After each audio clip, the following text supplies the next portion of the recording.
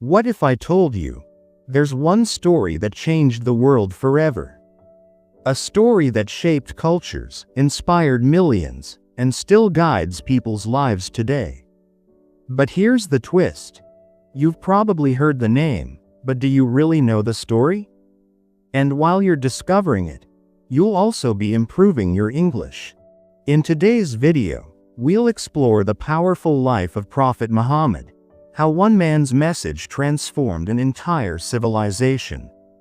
We'll go through the key events, the beliefs of Islam, and the rich culture that followed, all in simple, easy English. So, if you're ready to learn something meaningful and upgrade your English at the same time, stay with me till the end. Let's dive in. Islam is one of the largest religions in the world, with nearly 1.9 billion followers. That's almost 1/4 of the global population. Muslims, the followers of Islam, live across many different countries. Whether you walk through the busy streets of Jakarta, the markets of Cairo, or neighborhoods in London or New York, you'll find Muslim communities. The religion has deep roots and wide branches, especially in Asia, Africa, and the Middle East, but also in Europe and the Americas. The story of Islam begins long ago, in the 7th century, in a desert city called Mecca, located in what we now know as Saudi Arabia. Muslims believe in one supreme God, known as Allah.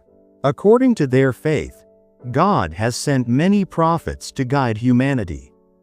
For Muslims, the final and most important of these prophets is Prophet Muhammad. The Quran is the holy book of Islam, and Muslims believe it to be the exact word of God. Just like students use books to study, Muslims turn to the Quran for spiritual learning and life guidance. The Muslim world is beautifully diverse. People speak different languages, celebrate unique traditions, and wear various styles of clothing, yet, they're all connected through their shared belief in Islam.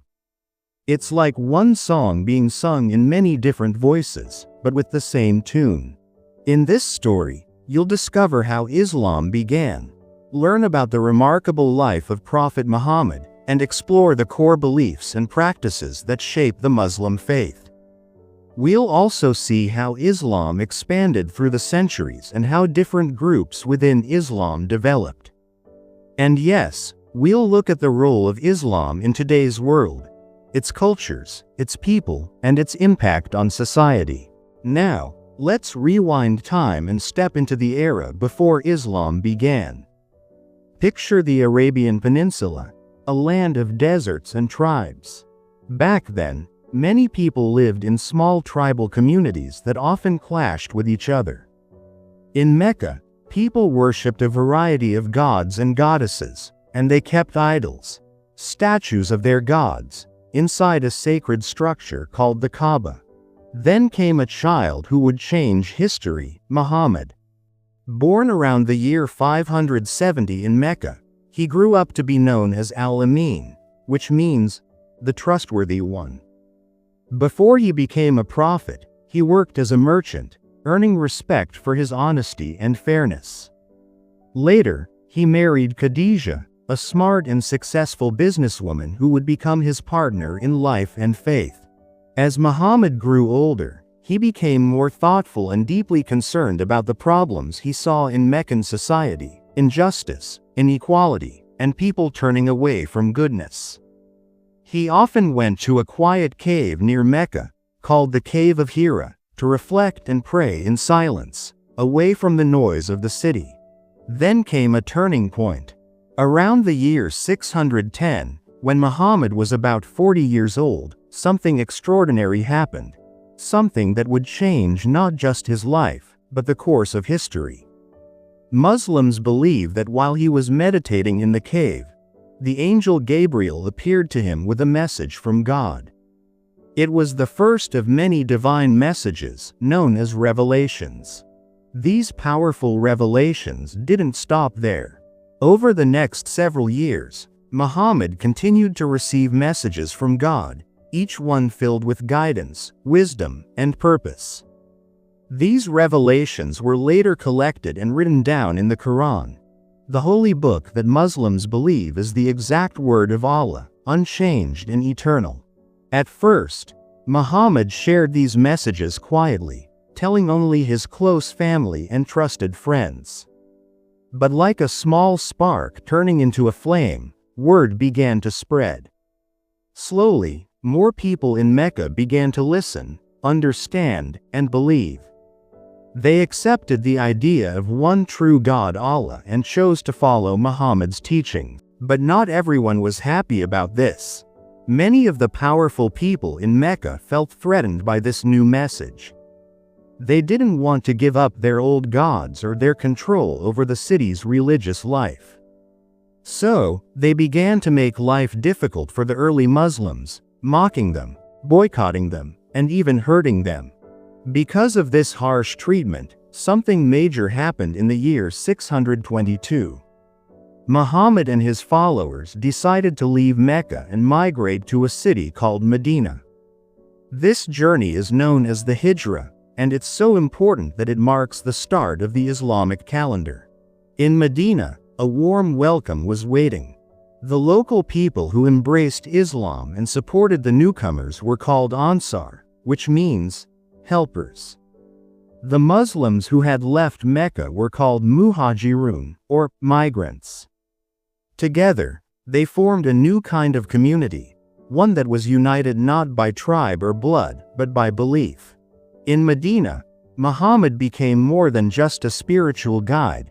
He also became a leader who helped build a peaceful, fair, and just society based on Islamic values. But peace didn't come easily. Back in Mecca, the powerful leaders still didn't give up. Tensions grew, and eventually, there were several battles between the Muslims of Medina and the Meccans. Some of these, like the Battle of Badr, became legendary in Islamic history. There were also important peace efforts, like the Treaty of Hudaybiyah, which showed the value Islam places on dialogue and harmony, even during conflict. With time, Muhammad and his followers grew stronger, not just in number, but in spirit and faith. In the year 629, something incredible happened.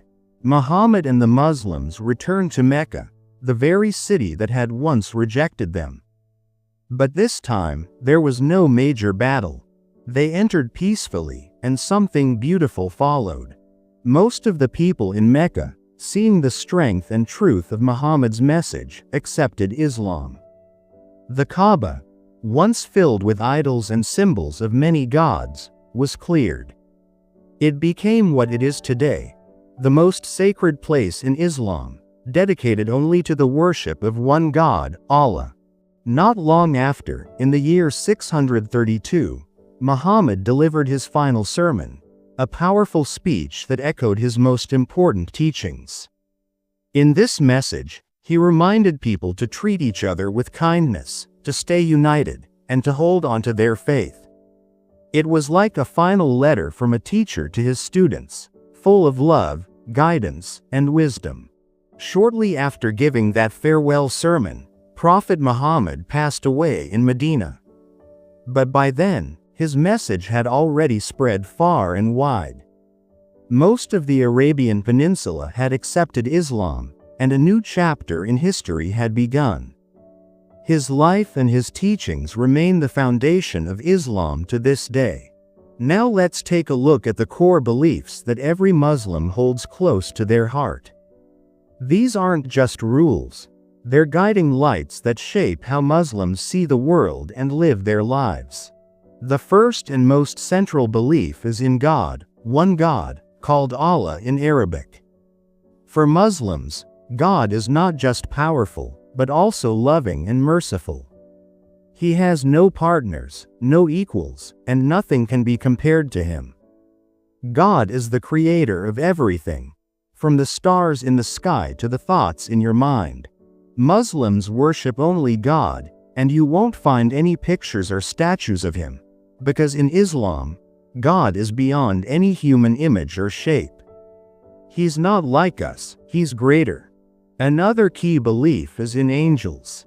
Muslims believe that angels are created by God and that they serve Him in many ways.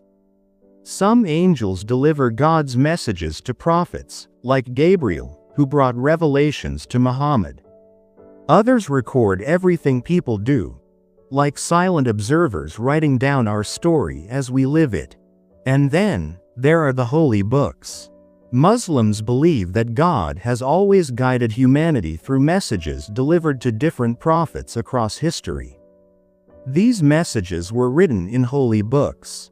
While the Quran is the most important book in Islam, believed to be the unchanged word of God, Muslims also show respect for earlier scriptures like the Torah and the Gospel. However, they believe those earlier texts were changed over time, while the Quran remains the final and pure message from God. Belief in prophets is another essential part of Islam. Muslims believe that throughout history, God has sent many prophets to help people find the right path. These include well-known figures like Adam, Noah, Abraham, Moses, and even Jesus, all honored and respected as messengers of God. But for Muslims, Muhammad is the final prophet, completing the long chain of guidance. Muslims believe that Prophet Muhammad is the final messenger sent by God, the last link in a long line of prophets. Because he received the final and complete message in the form of the Quran, they consider him the most important prophet in Islam. His teachings are not seen as something new, but rather a continuation of what earlier prophets taught, the core message that people should submit to the will of God. This belief in all prophets preaching the same fundamental truth brings a sense of unity in Islam. Whether it was Abraham, Moses, or Jesus, Muslims believe each one came with a message to guide people toward goodness and faith in one God. Another key belief in Islam is the Day of Judgment, a time in the future when every person will stand before God and be judged for their actions. This is a powerful idea that shapes how Muslims live their lives. They believe that those who have lived righteously, following God's teachings and doing good, will be rewarded with paradise, a beautiful and peaceful garden beyond imagination. But those who knowingly did wrong and ignored the truth will face punishment in hell. This belief isn't meant to scare people, it's meant to inspire them to live honest, kind, and meaningful lives. It reminds Muslims that life isn't just about today, but also about what comes after. Along with this, Muslims also believe in something called divine decree, known as qadr in Arabic. This means they believe that God already knows everything that will happen, both the good and the bad. Nothing happens without His knowledge and permission. But that doesn't mean life is like a movie where the ending is fixed and no one has a choice. No, Muslims still believe in free will and personal responsibility. Their choices matter. You'll often hear Muslims say Inshallah, which means, if God wills, when they talk about plans for the future. It's a small phrase with big meaning. It shows trust in God's plan, while still doing one's part in life. Now let's talk about how all of these beliefs come to life in everyday actions. Islam is not just a religion of beliefs, but also of practices. These are the things Muslims do regularly to strengthen their connection with God and with others. At the heart of Islamic practice are 5 important acts, called the 5 pillars of Islam. Think of them like the 5 strong legs that hold up the structure of a believer's life. The very first pillar is the Shahada, or the declaration of faith. It's a simple sentence, but it holds deep meaning. There is no God but Allah, and Muhammad is the messenger of Allah. Saying these words is more than just repeating a line, it's a personal commitment. It means a person believes in one God, accepts Muhammad as his messenger, and chooses to walk the path of Islam.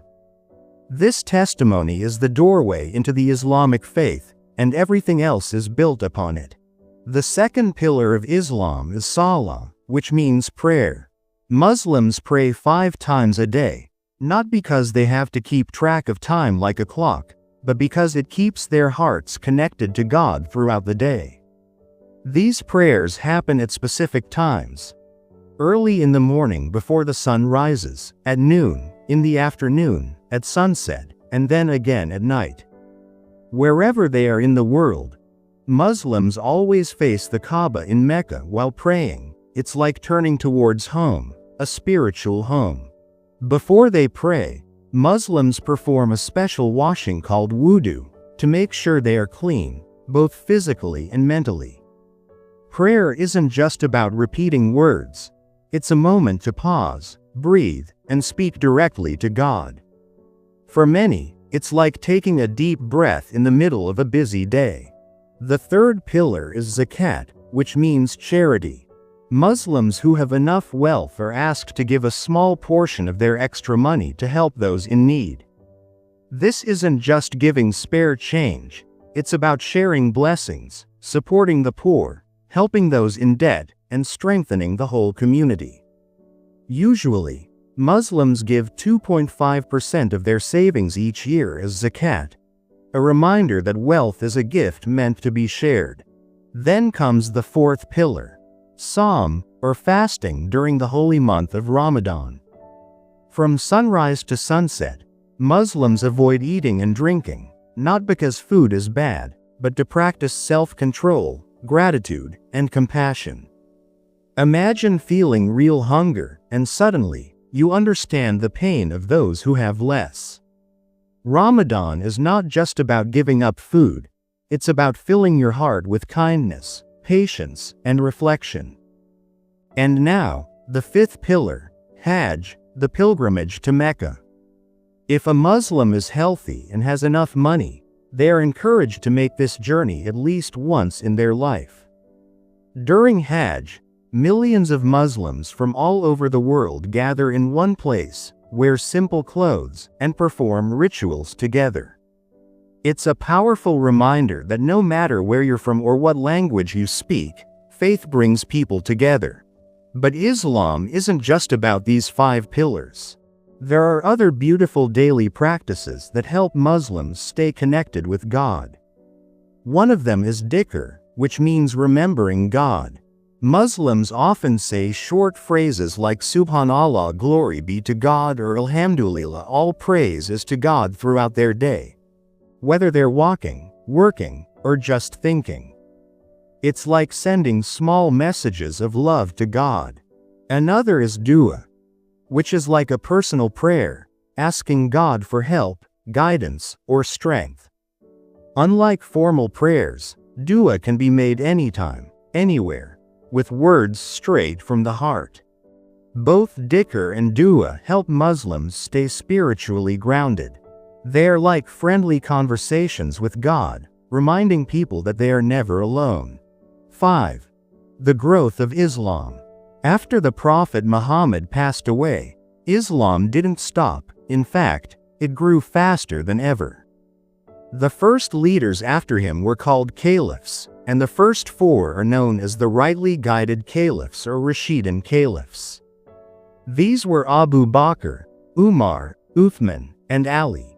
Each one played a unique role in shaping the early Muslim community.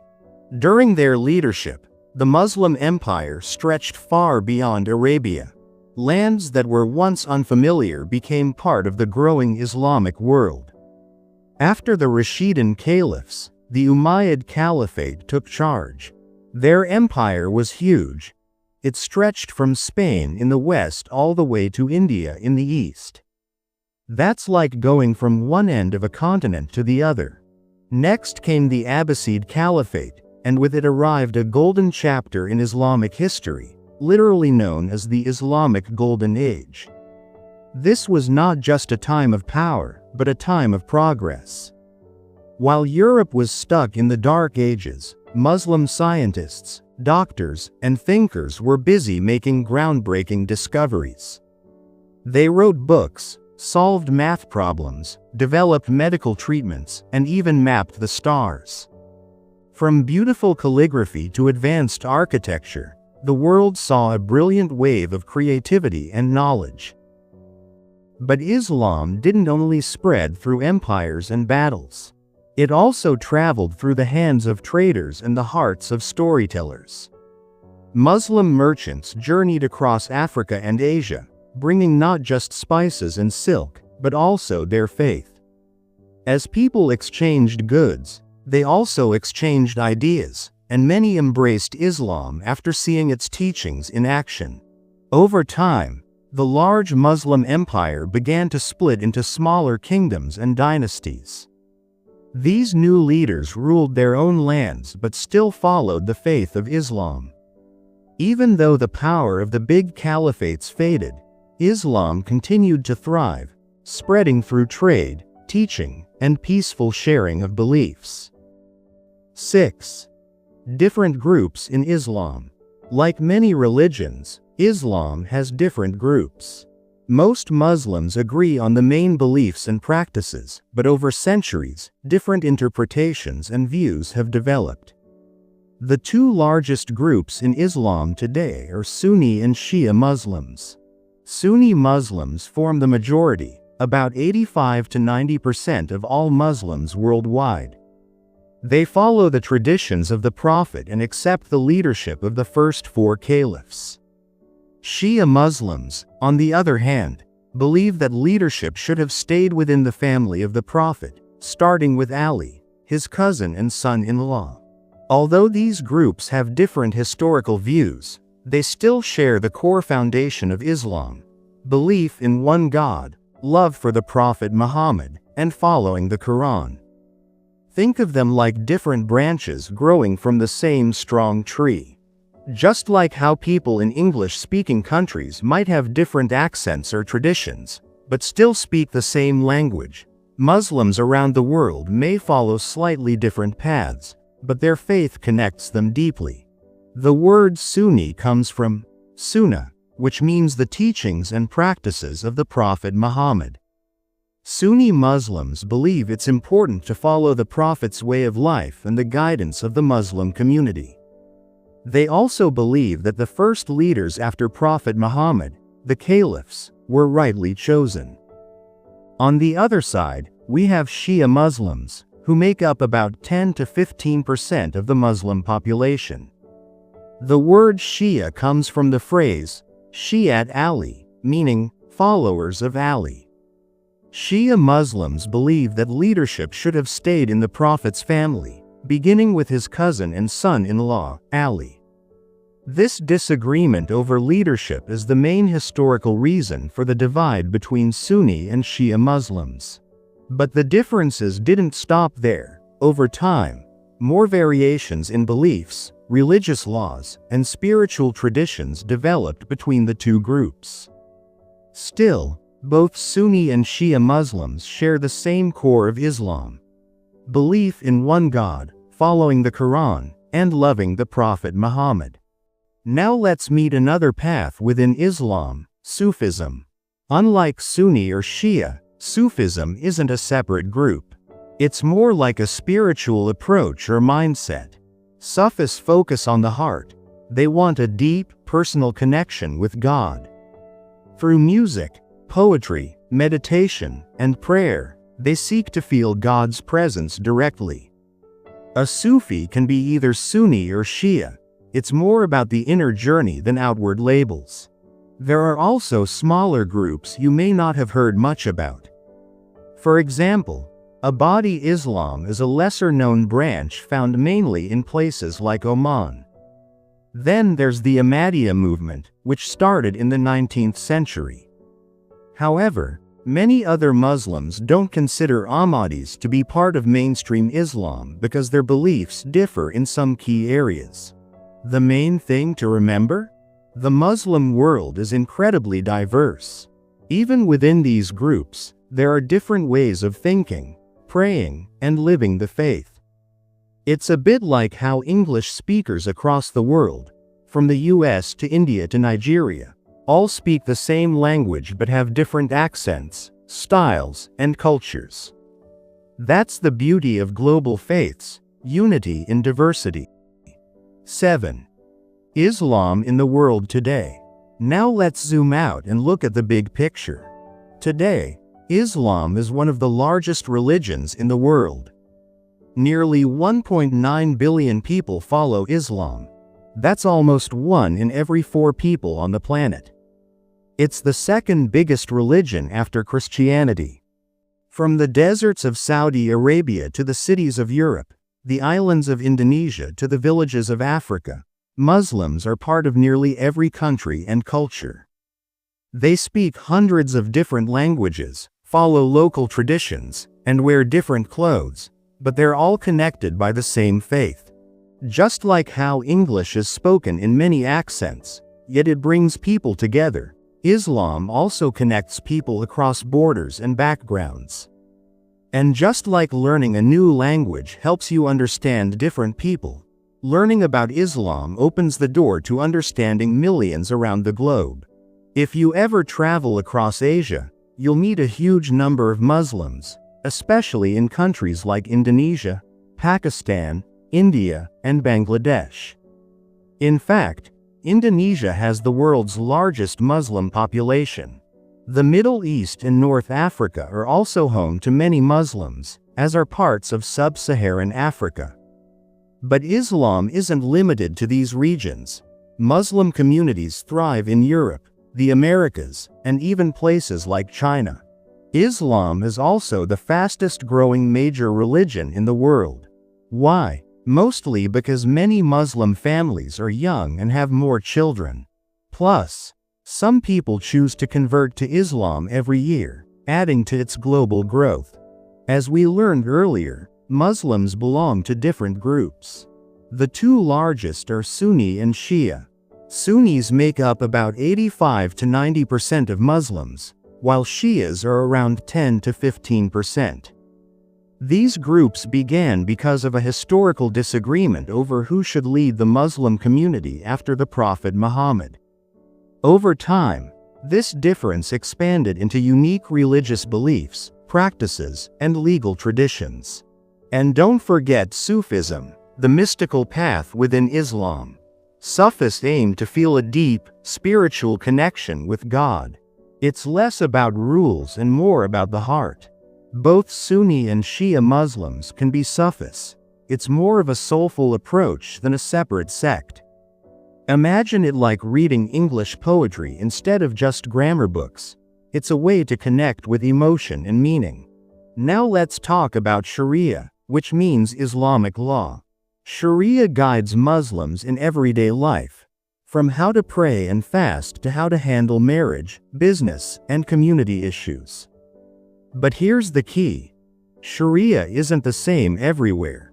Different countries and Muslim communities understand and apply it in different ways. In some places, it's part of the national law. In others, it's seen more as a personal moral guide. Today's Muslims are living in a fast-changing world. In many Muslim-majority countries, religion plays a big role in politics, society, and daily life. But with modern life evolving, Muslims are asking big questions. How can we stay true to our faith while living in the 21st century? Some believe in reforming Islamic teachings to match modern ideas about science, gender roles, and technology. Others feel that the best way forward is to return to the early, pure form of Islam. These conversations, between tradition and change, are shaping Islam today. And guess what's helping drive this global conversation?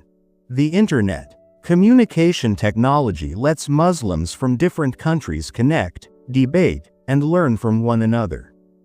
YouTube videos, online sermons, social media posts, all of these have helped new ideas spread faster than ever.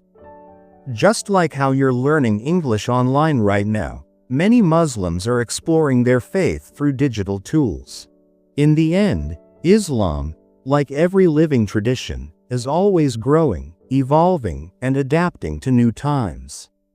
And just like learning a language, understanding religion takes patience, curiosity, and an open mind. 8. culture and society. Islam is much more than just a religion. It plays a huge role in shaping the culture and society of Muslims. At the heart of Islamic life is Sharia, which is the set of laws that guide Muslims. Sharia comes from the Quran, the holy book of Islam, and the Sunnah, which refers to the actions and teachings of the Prophet Muhammad. These two sources are the main foundation of Sharia. But here's something interesting. Muslim scholars also use logic and agreement to help apply Sharia to today's modern world, making it relevant for different situations and times. Sharia helps Muslims in many areas of life, such as how to treat family, how to work fairly, and how to behave in the community. It's not just about legal rules, it's also about living a moral life.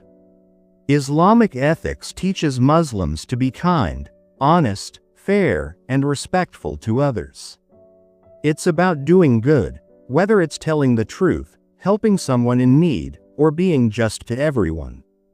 These values are like a roadmap for Muslims, helping them navigate daily life and relationships. In Islam, family and community are the core of everything. The family is seen as the building block of society. Respect for elders and looking after family members are deeply valued. The Ummah, the global Muslim community, is also very important. Muslims are encouraged to support each other and work together to help everyone live better lives. Mosques, for example, are not just places for prayer. They're also community hubs where people can come together, offer help, and strengthen their bonds. Islamic culture is rich in beautiful art, architecture, and literature. Let's start with art. Traditional Islamic art often features intricate geometric patterns and calligraphy, the art of beautiful writing, usually in Arabic, which comes from the Quran. Interestingly, due to religious beliefs, traditional Islamic art avoids depicting people or animals in detail. When it comes to architecture, Islamic buildings are easily recognizable. Think of the majestic mosques with their large domes, minarets, tall towers, and arches. These structures are often covered in detailed, intricate designs that are a feast for the eyes. And then there's Islamic literature. It includes poetry, stories, and scholarly works that have greatly influenced many cultures around the world. One famous example is the 1001 Nights, also known as the Arabian Nights, a collection of stories that have been told and retold for centuries. As you can see, Islam is not just about belief. It's a way of life that touches on every aspect of culture and society, from how to live with kindness to the creation of stunning art and architecture. Muslims have made incredible contributions to science, medicine, and philosophy throughout history.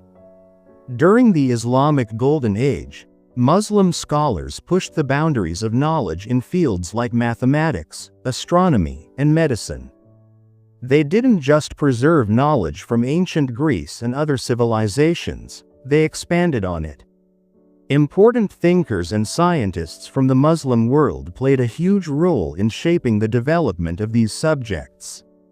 Their discoveries later influenced Europe and the world. Throughout history, Islam has always been in contact with other cultures and religions. These interactions and exchanges have enriched Islamic civilization and the world as a whole. One key teaching in Islam is respect for people of other faiths. Christians and Jews are known in Islam as people of the book, and they are seen with great respect. While there have been times of conflict, history also shows periods of peaceful coexistence and cultural exchange. Muslims are encouraged to live peacefully with people of all faiths and engage in respectful dialogue, building bridges, not walls. So now you know the story: one man, one message, and a world forever changed. We didn't just explore history, we also learned new English words, ideas, and expressions. That's the power of learning through real stories. If you found this helpful, drop a like, Write your thoughts in the comments, and hit that subscribe button, because the more you support, the more meaningful English stories I'll create for you. Keep learning, keep growing, and remember, English isn't just a subject, it's your voice to the world. Thanks for watching, take care, and I'll see you in the next story.